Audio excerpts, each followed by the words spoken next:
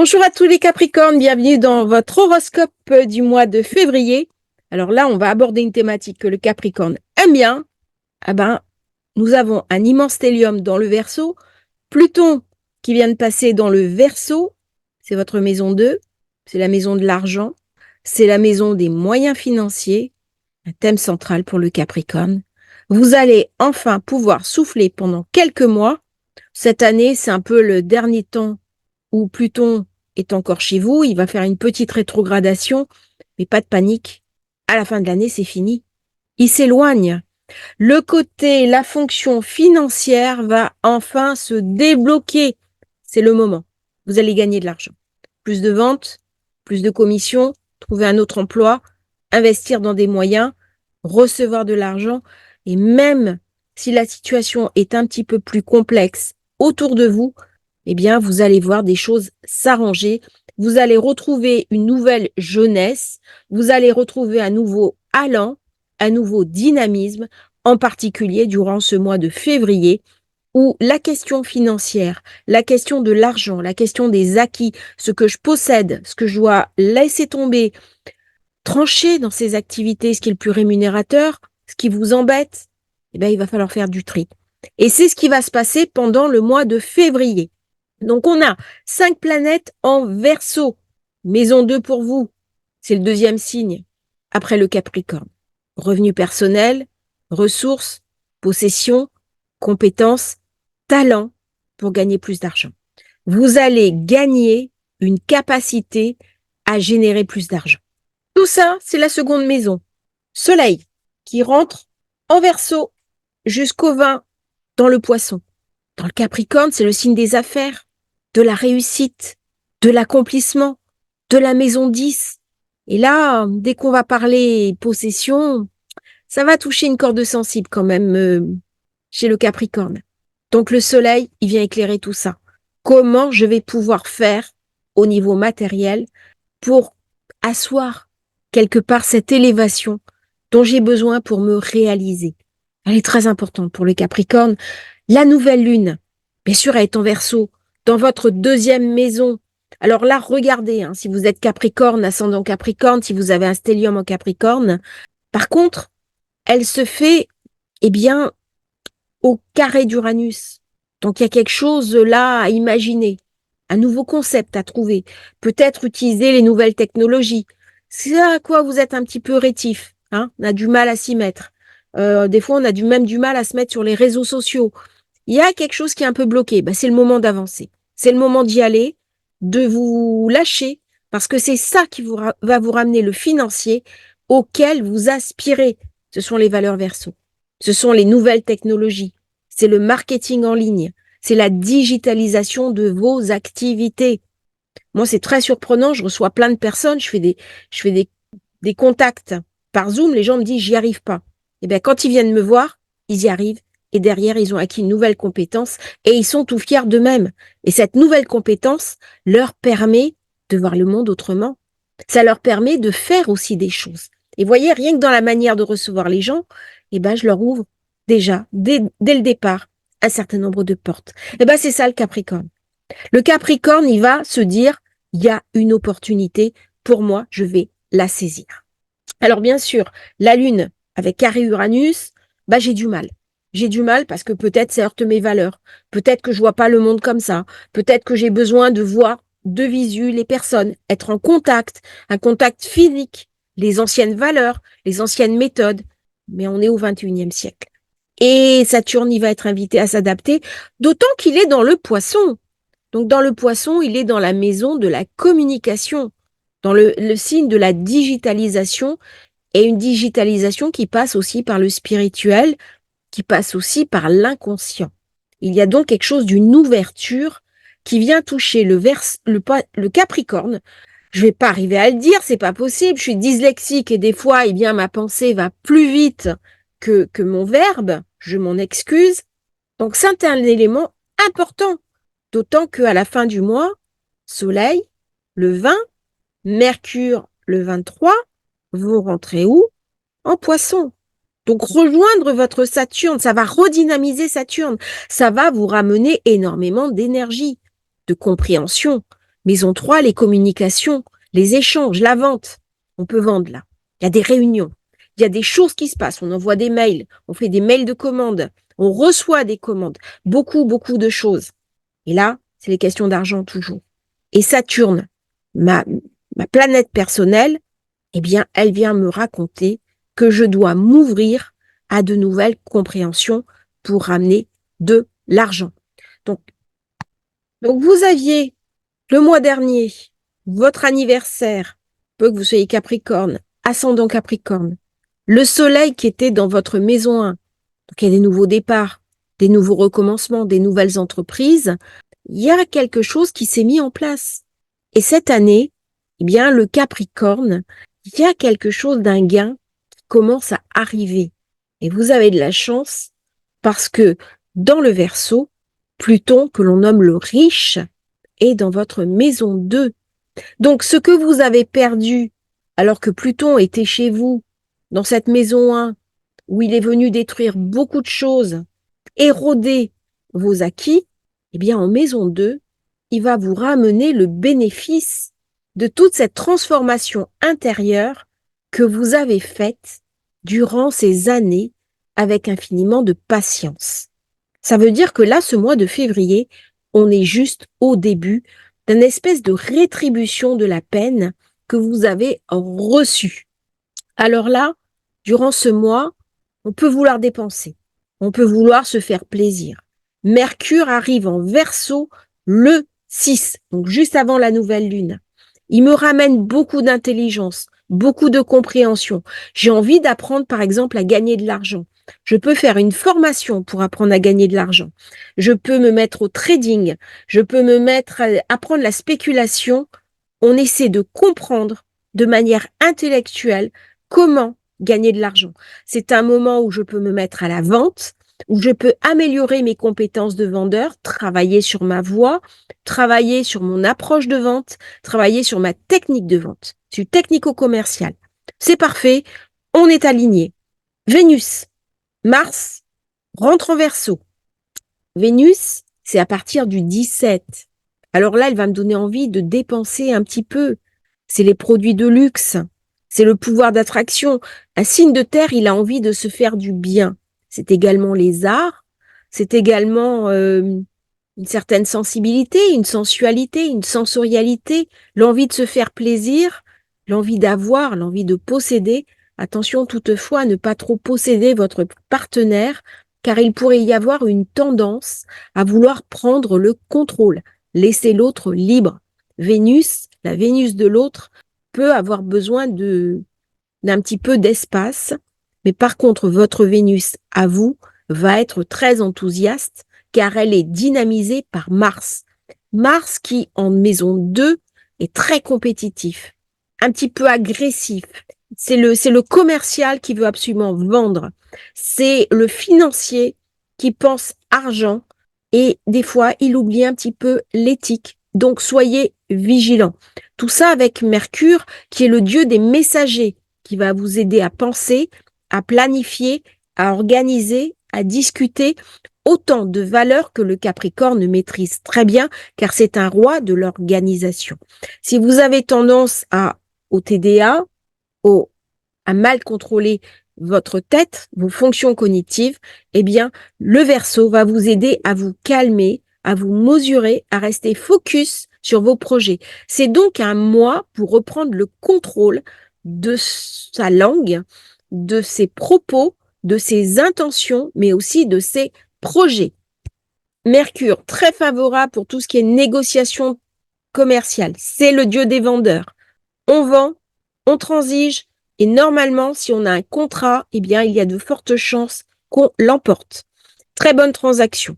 Vénus, elle amène de la diplomatie. Elle amène de l'enthousiasme. Elle amène aussi de la médiation. Si vous avez un conflit avec quelqu'un, c'est le moment de trouver un accord. Mars donne du courage. On prend des risques. On avance. On fonce. On ne se pose pas de questions.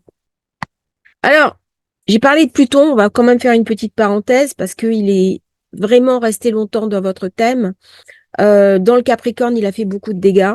Il y a beaucoup de Capricornes qui ont énormément souffert.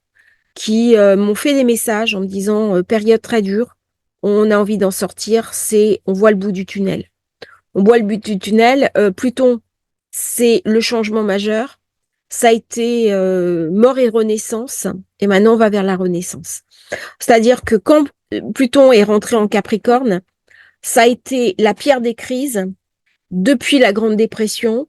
C'était la crise des subprimes. Ça a touché l'immobilier, mais pire que ça, c'est venu toucher les fondamentaux de la société, les affaires, les gouvernements, des effondrements de banques très anciennes. Il y a beaucoup d'économies qui se sont effondrées. Nos dirigeants ont été touchés. Il y a eu des pays comme la Grèce qui ont failli être en défaut de paiement. Vous vous rendez compte?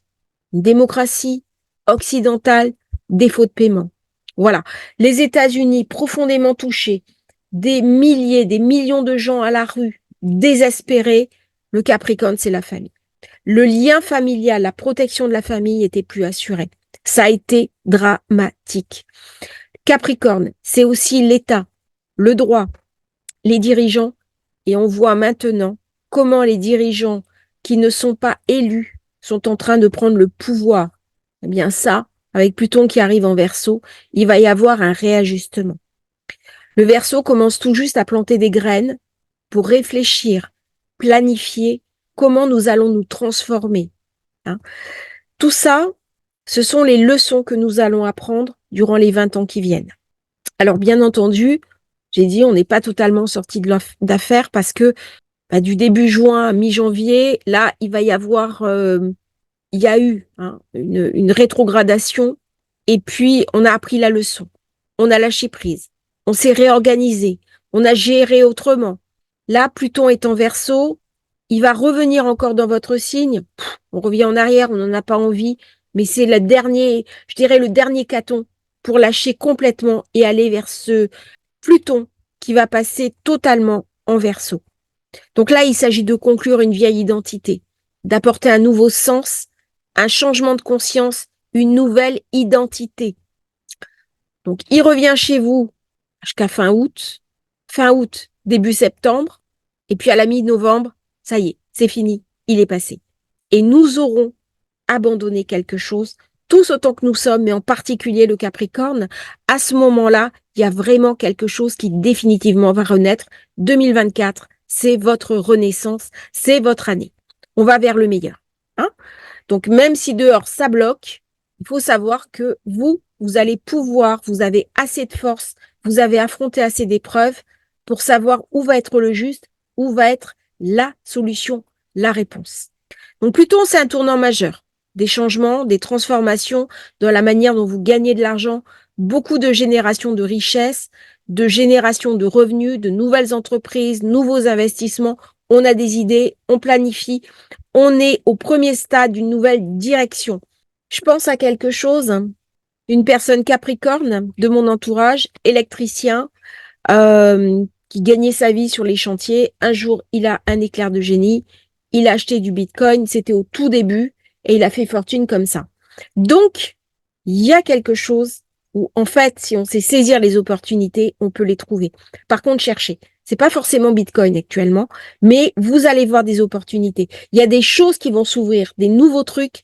Faites confiance à votre intuition. N'oubliez pas que le Capricorne, c'est la lune en face. Si j'ai la lune, j'ai l'intuition. Donc, si je me reconnecte sur les énergies de la nuit, de ce que je suis, de mon intériorité, je vais recevoir l'information. Allez-y, foncez, c'est le moment. Donc là, début du mois, j'ai dit, la nouvelle lune qui se déroule dans votre deuxième maison, elle va avoir un impact sur vous pendant les 4 prochaines semaines. Elle est fantastique. Donc, regardez un petit peu ce qui se passe. Regardez, on peut avoir des surprises, on peut avoir des bouleversements, il peut y avoir des manières innovantes et alternatives de gagner de l'argent, il peut y avoir aussi des dépenses inconsidérées parce que Uranus amène de l'instabilité. Et puis le soleil quitte le Verseau à la fin du mois, le 20, il passe en Poisson, rejoint immédiatement par Mercure le 23. On est dans votre maison 3. Parfait. Communication, vente, message, mail, on apprend des choses, on transmet des choses. C'est des nouvelles compétences professionnelles pour gagner plus d'argent. C'est aussi de la vente, réunion d'affaires, négociation, apprendre à écrire, copywriting, storytelling. Tout ça, on améliore sa fonction au revenu. On peut aussi sortir, faire du digital marketing. On peut utiliser les maisons d'édition pour se faire publier, les nouvelles technologies pour parler au monde, les réseaux sociaux pour vendre ses produits de manière innovante. Alors, avant ça, Mercure et Mars. Mercure et Mars, Mars qui arrive le 13, deuxième maison, les revenus, encore une fois, alors là, il met le paquet. Hein. Il est accroche, il est fonceur. Attention, parce qu'il est en exaltation dans le Capricorne. Hein. Donc, il est très fort, beaucoup d'énergie, beaucoup de passion, beaucoup de fougue, beaucoup d'investissement. Plus rien ne l'arrête. Il a de l'énergie à revendre. D'autant qu'il est sous le contrôle de Sagittaire, du Capricorne, qui va l'aider justement à sortir la meilleure part de lui-même. Il est fougueux, il a envie de foncer. Alors attention aux excès de vitesse. Parce que là, on a tendance à aller un peu trop vite sur la route. Mais devant vous, vous avez une route ouverte. Prenez-la. Et il va rejoindre Vénus, qui le 17 passe elle aussi en Verseau. Donc on a l'intelligence, Mercure, jusqu'au 23, Vénus le 17, Mars le 13. Alors Mars et Vénus, ça ramène de l'enthousiasme, ça ramène de la beauté, ça ramène en maison 2, on vend, on a la grâce pour vendre, ça ramène beaucoup de séduction, beaucoup de choses délicieuses. Mais attention, peut-être un petit peu aussi de manipulation. Hein. Attention à ne pas, ce que c'est question d'argent, comment générer plus d'argent, comment faire des transactions, comment faire du marketing. On peut prendre un stagiaire, faire des ventes internationales, tout en ligne, mais attention à ne pas en abuser. Parce que justement, Vénus peut masquer aussi la vérité. Saturne est en Poisson. Alors, je garde l'éthique ou je commence un petit peu à tricher avec ma propre vérité et donc à manipuler les autres. C'est important d'en avoir conscience, d'autant que la pleine lune du 24 va me remettre un petit peu les yeux en face des trous et les pieds sur terre, si je puis m'exprimer ainsi, parce que le 24, eh bien, elle va se faire justement en opposition à mon Saturne de naissance dans le signe du Poisson, alors même que la lune sera dans le signe de la Vierge. Alors je suis très bien avec la Vierge. Je m'entends très bien avec elle. L'eau nourrit la terre. Sauf que là, ça va venir me raidir. Comme si j'avais à choisir entre mes émotions, mon émotivité qui est trop forte, et quelque part ma rigueur et ma structure. C'est-à-dire que peut-être je vais être invitée à faire des choses qui ne me conviennent pas totalement. Peut-être que je vais me sentir emportée dans une énergie qui ne me convient pas totalement. Et peut-être que je suis tombée amoureux et qu'en fait, c'est pas quelque chose qui me convient totalement. Il y a quelque chose dans cette pleine lune du fin du mois qui m'est montré pour me mettre en alignement, nettoyer d'une certaine manière ma propre culpabilité. Si j'ai des syndromes d'imposteur, si j'ai des syndromes d'auto-sabotage ou de masochisme social, que je m'interdis la réussite, que je m'interdis le plaisir, que je m'interdis de briller, que je m'interdis de prendre la place qui m'est la mienne, c'est-à-dire la première du podium, eh bien, on va me montrer d'une certaine manière que je ne suis pas à la bonne place. Et au lieu d'en culpabiliser, eh bien, de mettre à la poubelle cette culpabilité, comme ce que m'invite à faire Neptune en Poisson, en me disant, écoute, c'est toi le sommet de la montagne, donc monte au sommet de la montagne, fais ce que tu as à faire et ne te pose pas autant de questions. Donc, c'est le moment pour travailler sur son rapport à l'argent, pour ouvrir ses capacités, s'autoriser à gagner de l'argent, le valider, arriver enfin à avoir cette liberté financière qui est tellement importante pour vous. Là, dans ce cas, il s'agit d'argent liberté par le Verseau et non d'argent pouvoir, comme on pouvait l'imaginer. Hein. C'est une autre fonction de l'argent, c'est-à-dire qu'il me donne la possibilité, de faire des choses et d'œuvrer d'une manière plus globale, plus cérébrale, d'autant que Saturne, qui est votre planète majeure, se trouve bien sûr chez elle aussi en Verseau.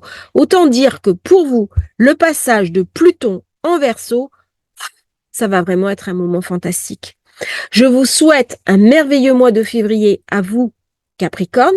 N'hésitez pas à commander une lecture thème natal, révolution solaire si vous souhaitez vous faire accompagner et profiter de ce passage au mieux des possibilités astrologiques.